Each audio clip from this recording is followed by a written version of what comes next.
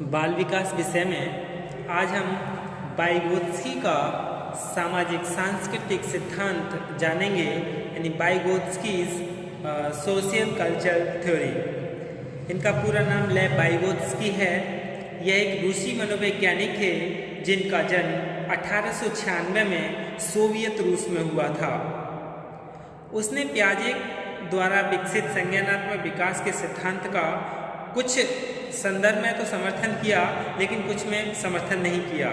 जैसे पियाजे ने अपने सिद्धांत में बालक की परिपक्वता को तो महत्वपूर्ण माना, लेकिन उसने बालक के सामाजिक सांस्कृतिक वातावरण की अनदेखी की है, जबकि वाइगोत्स्की बच्चे के संज्ञानात्मक विकास में सामाजिक कारकों एवं भाषा को महत्वपूर्ण स्थान देते हैं। यानी किसे स्थान देते हैं? सामाजिक कारकों और भाषा को महत्वपूर्ण स्थान देते हैं। और यही कारण है कि इनके संज्ञानात्मक विकास के सिद्धांत को सामाजिक सांस्कृतिक एवं सामाजिक संज्ञानात्मक यानी socio culture and socio cognitive सिद्धांत के नाम से जाना जाता है। सामाजिक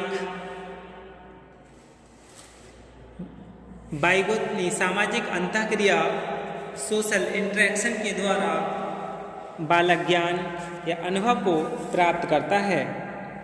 इसके अनुसार बालक भाषा की सामाजिक अंतःक्रिया के द्वारा ही सीखता है। बालक में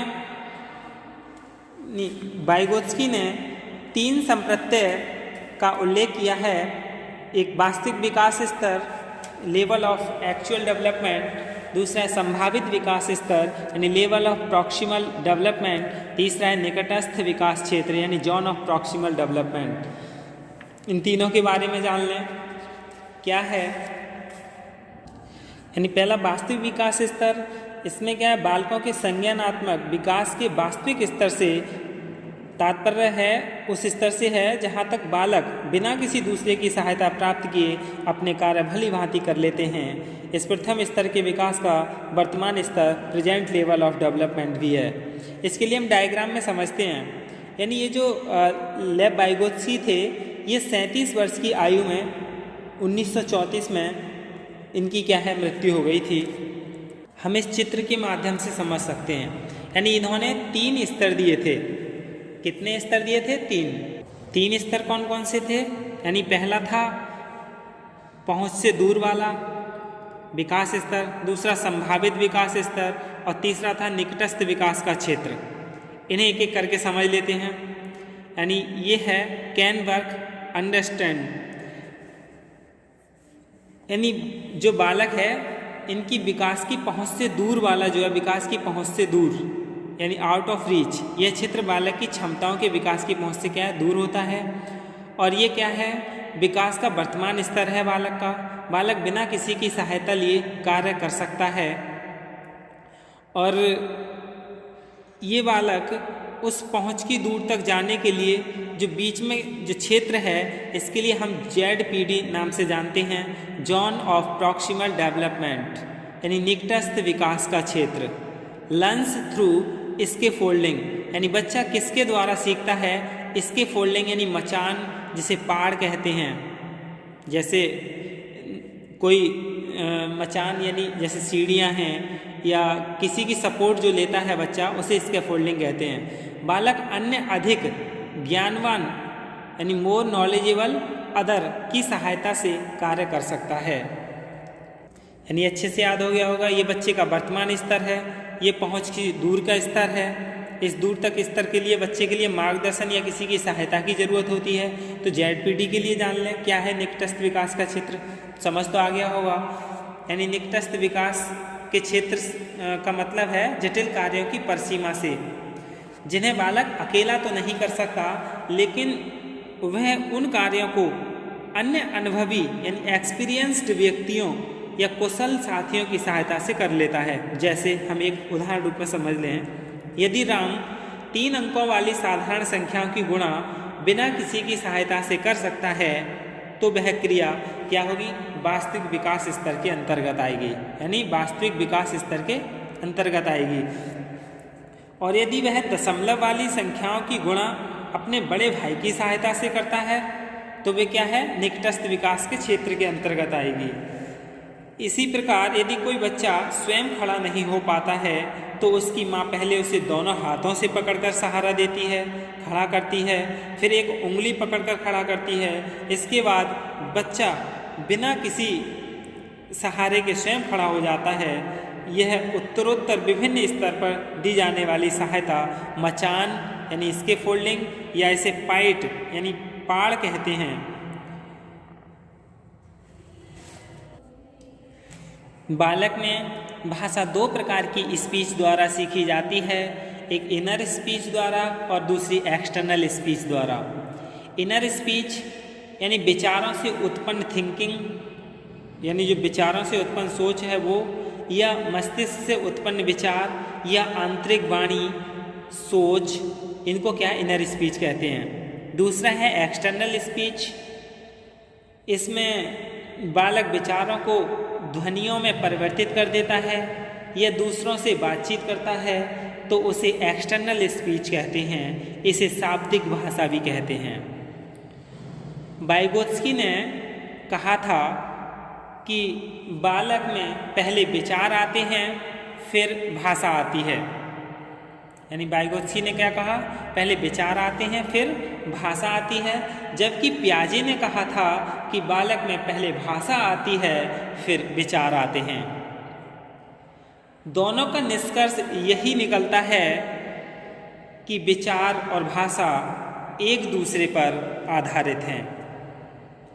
इसलिए हम यह नहीं कह सकते कि पहले क्या आता है, क्योंकि जो हम सोचते हैं वह भी क्या है, एक भाषा है। अब हम वाइगोत्स्की का जो भाषा यंत्र है उसके बारे में जान लें।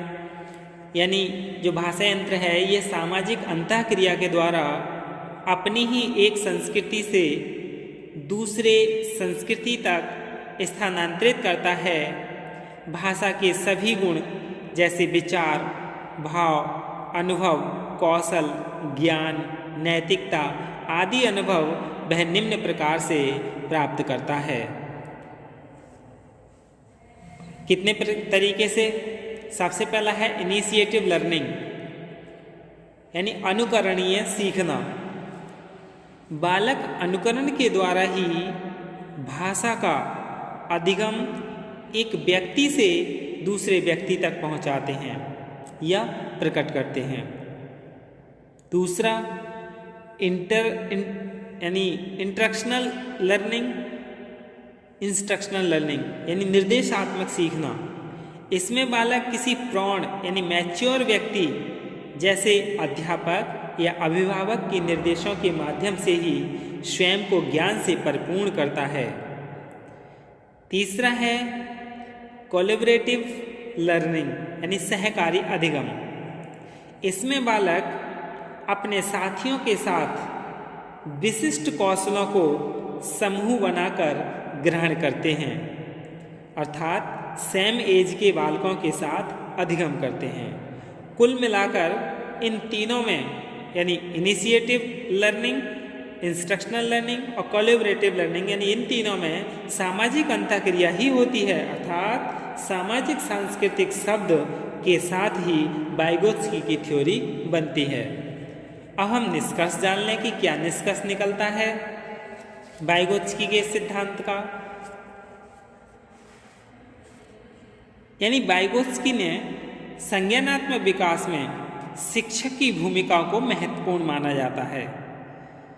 इस प्रक्रिया में अन्य अधिक ज्ञानवान लोगों यानी जो MKO था, निकटस्थ विकास का क्षेत्र जिसे ZPD कहते हैं, का भी सहयोग लिया जाता है। पाइट जिसे इसके फोल्डिंग यानी पाड़ या मचान जिसे कहते हैं, संभावित संज्ञानात्मक विकास के स्तर तक पहुंचाने का पथ प्रदान करता है। वाइगोत्स्की के अनुसार सामाजिक सांस्कृतिक कारक तथा भाषा वे साधन हैं जो बालक के संज्ञानात्मक विकास में महत्वपूर्ण योगदान देते हैं। कुछ मनोवैज्ञानिक हैं, उन्होंने भी कहा है, उन्होंने अपने अध्ययनों के द्वारा निष्कर्ष निकाला कि बच्चे आपस में अंतःक्रिया करके अनेक नई चीज़ें सीखते हैं।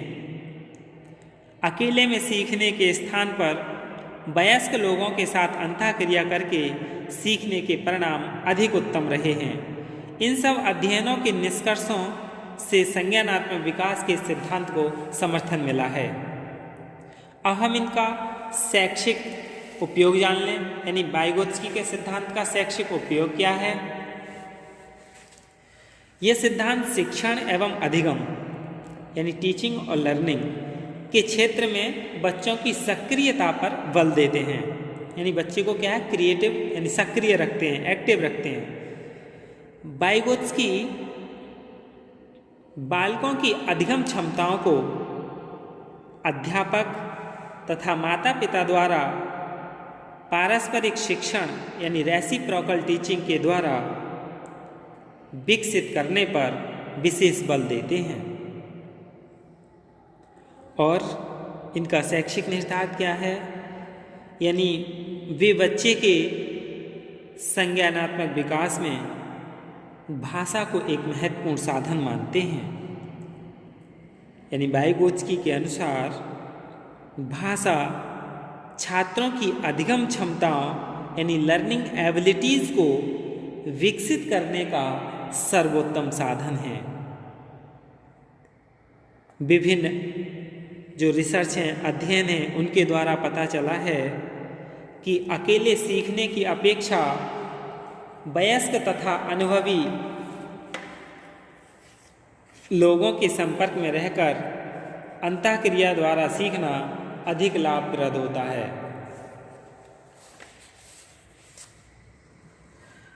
यानी यह सिद्धांत बालकों के संज्ञानात्मक विकास में संस्कृति को महत्वपूर्ण स्थान देता है। ये सिद्धांत सामाजिक संदर्भों यानी सोशल कॉन्टेक्स्ट को विशेष ध्यान देता है। भाषा एवं चिंतन इस सिद्धांत के क्या दो प्रमुख स्तंभ हैं, जो कि इस सिद्धांत को पियाजे के सिद्धांत से अलग करता है। ZPD जिसे समीपस्थ विकास क्षेत्र कहते हैं, जोन ऑफ प्रॉक्सिमल डेवलपमेंट, इस सिद्धांत का सबसे महत्वपूर्ण क्या है, कॉन्सेप्ट है, संप्रत्यय है।